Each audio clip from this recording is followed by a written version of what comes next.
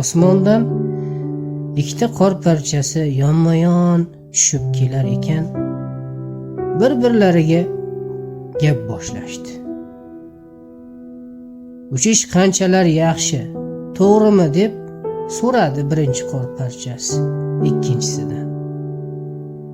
"Yo'q", dedi bunga javoban ikkinchi qor parchasi. "Uchmayapmiz, axir biz qulayapmiz.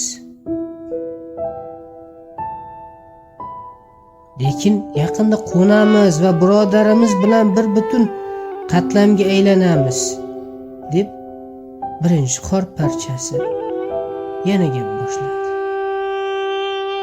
"Qo'ysangchi, pastda halok bo'lamiz. Bizni oyoq osti qilishadi",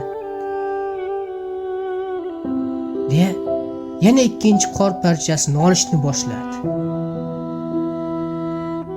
"Oyoq osti bo'lmaymiz. Kunlar iliganda oqar suvga aylanishimizni, hatto daryogacha oqib borishimiz mumkinligini o'ylab ko'rgin. Hechamda suvga aylanarmishmiz. Yerisak ham loyqa suvga aylanamiz, hamda behuda yo'q bo'lib ketamiz."